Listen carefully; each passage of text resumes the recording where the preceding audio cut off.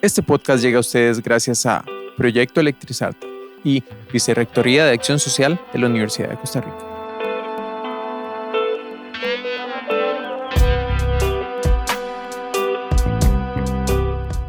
¿Qué son efectos de sonido? Los efectos de sonido son circuitos o sistemas electrónicos, ya sea digitales o analógicos, o incluso software, que reciben una señal de audio como entrada y modifican generando efectos diversos como, por ejemplo, el reverb, el chorus o el phaser. Estas maneras de modificar una señal entrante de audio para obtener sonidos particulares a la salida cumplen una función esencial en la música, permitiendo abrir las puertas de la creatividad a un sinfín de posibilidades de diseño sonoro.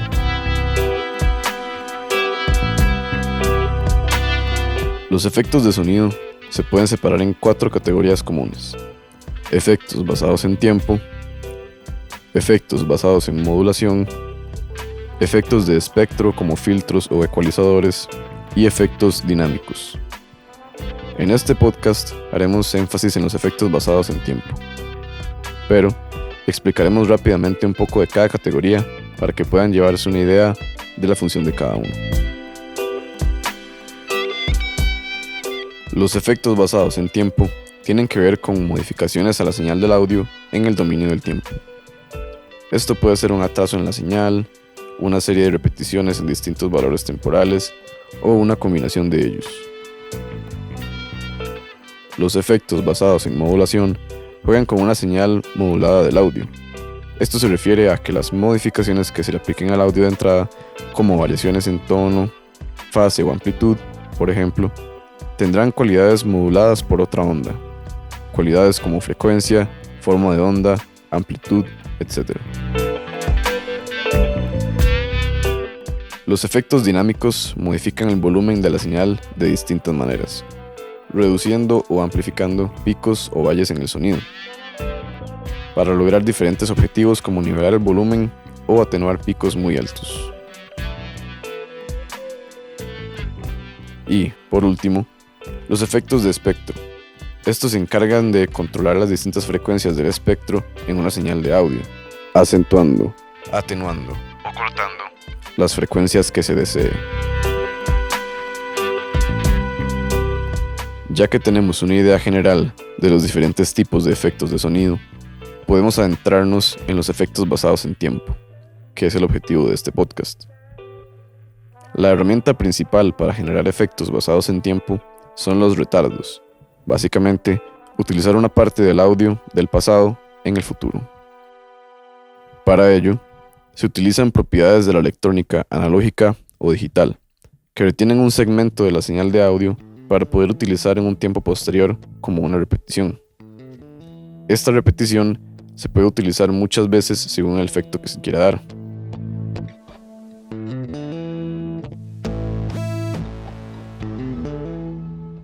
La razón por la cual empezamos hablando de estos efectos es porque se pueden relacionar con efectos sonoros naturales, provocados por la acústica de ciertos espacios, como cuando se grita a lo alto de una montaña y se escuchan los rebotes en forma de eco. Los efectos basados en tiempo en realidad se encuentran en cualquier espacio del mundo real. El reverb o reverberación, por ejemplo, se encuentra manifestado en diferentes formas en cualquier habitación sin tratamiento acústico. Es fácilmente notable al escuchar un sonido reproducido en una catedral, un cuarto vacío e incluso en un baño. El reverb es de los efectos de tiempo más comunes que existen. Se utiliza en básicamente cualquier canción hoy en día. Pero, ¿cómo funciona este efecto? El funcionamiento de este efecto consiste en muchas repeticiones de un sonido, y la forma en la que se logran las variaciones del efecto es al jugar con cuántas repeticiones se hacen, cuánto duran, si están más juntas o separadas entre ellas, cómo se difuminan o desvanecen y cuánto tardan en hacerlo, y qué tanta señal del efecto vuelve a la entrada. Para ilustrar de una manera más útil esta información, será una explicación de las perillas o parámetros que se encuentran comúnmente en un efecto de reverb, enseñando además cómo cada una modifica la señal entrante. Antes de comenzar explicando cada parámetro de un reverb, es importante conocer un poco los tipos que hay y cómo suena cada uno. En realidad existen muchos tipos de reverb, pero los principales son el spring, que como dice la palabra, tiene una especie de efecto resorte. El room, que igualmente simula la reverberación natural de un cuarto, como lo dice su nombre en inglés. El hall. Este da la sensación de estar en una sala de gran tamaño. Y por último, el plate. Este, a diferencia del resto, es un reverb que no se encuentra tanto en la naturaleza y surge de la vibración de placas metálicas.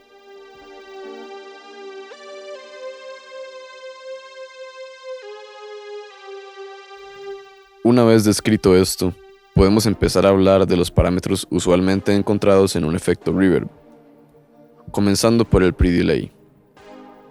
Este se mide en milisegundos y determina el tiempo que debe pasar hasta que los primeros reflejos del sonido se hagan audibles. En la siguiente muestra de audio, que sin efectos suena así,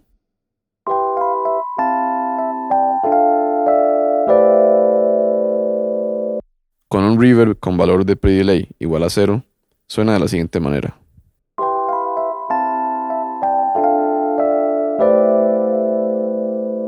Y ahora con un pre-delay más largo, sonaría así.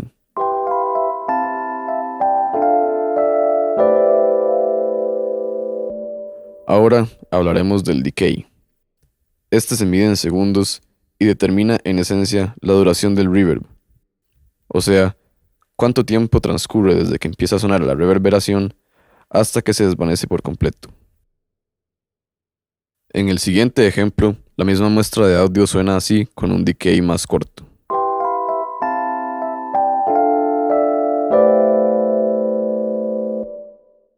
Y así con un decay más largo.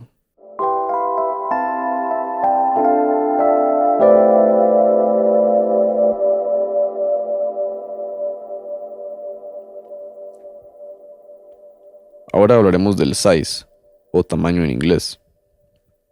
Este parámetro es una medida relativa del tamaño de la reverberación, el tamaño del espacio en el que se produce la reverberación.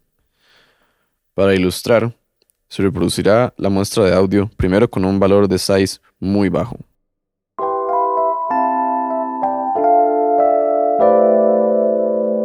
Y ahora, el valor máximo.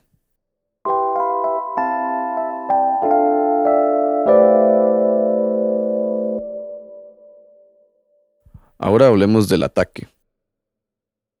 Este parámetro controla el tiempo que tarda el reverb en llegar a su volumen máximo. Por ejemplo, la muestra de audio con un ataque bajo o corto suena de la siguiente manera.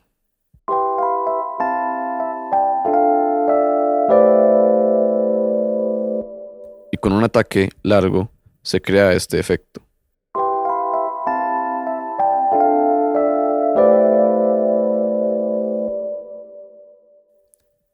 Ahora hablemos de la densidad. Este parámetro, intuitivamente, permite controlar la densidad de los reflejos.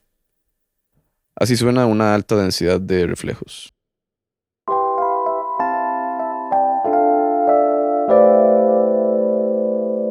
Y así suena una densidad baja.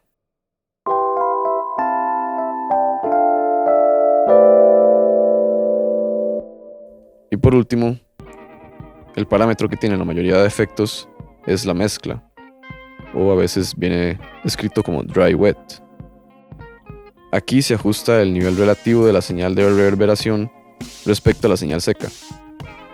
Con una mezcla del 0%, el reverb básicamente está apagado, mientras que al 100% se pierde la señal entrante y la salida es solamente la reverberación. También existe la reverberación por convolución, la cual emplea la respuesta al impulso de un espacio físico para hacer una convolución con una señal entrante y que el reverb tenga las características de espacio físico. Con todos estos parámetros se pueden crear combinaciones para lograr un efecto deseado, dependiendo de en qué espacio queramos poner un sonido, o la magnitud, cercanía o lejanía que queramos darle al sonido.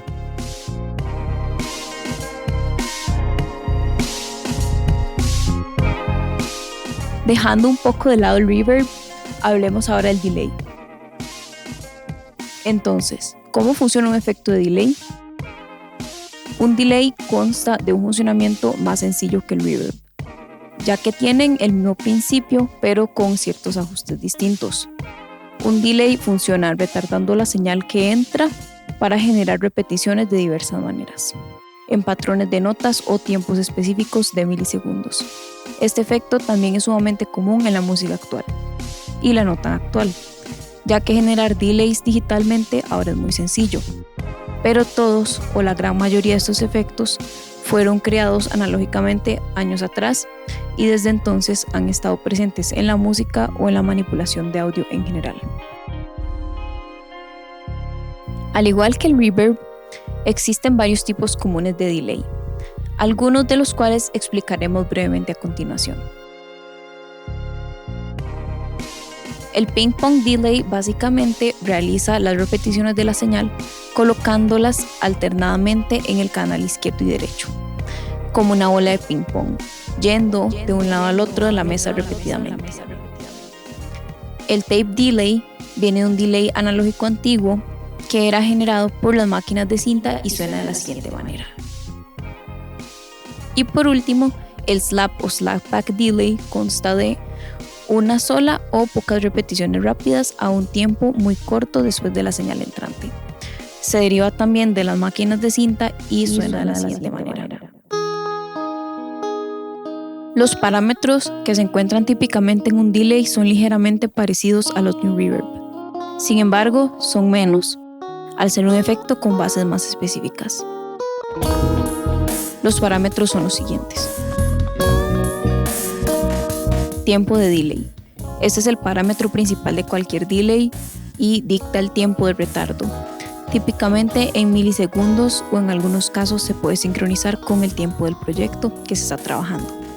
Una canción, por ejemplo, entonces, se pueden elegir tiempos de retardo que coincidan con semicorcheas, corcheas, negras, blancas, etc. Para ilustrar esto, vamos a elegir un tempo medio de 100 bits por minuto. Y con una muestra de audio a este mismo tempo vamos a aplicar un delay de corchea.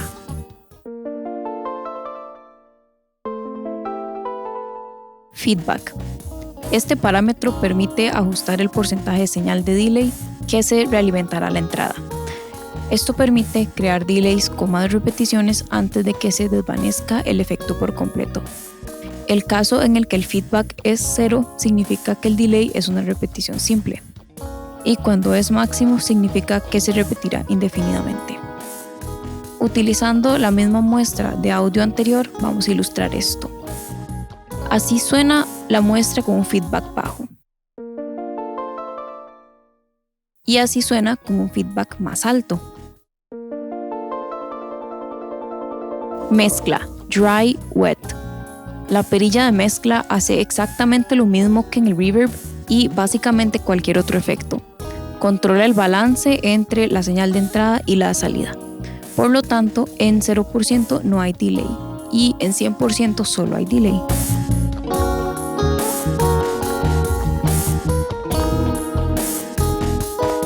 Estos dos efectos basados en tiempo, reverb y delay, permiten crear escenarios sonoros muy diversos y únicos. Dependiendo de la creatividad del usuario, también permiten crear sensaciones de espacialidad, drama, epicidad, tristeza, etc. Con la información que se acaba de brindar, se puede experimentar y diseñar tipos de reverb o delay distintos, o incluso combinar dichos efectos y entender qué se está haciendo al modificar sus parámetros, para así lograr el objetivo con mayor fluidez.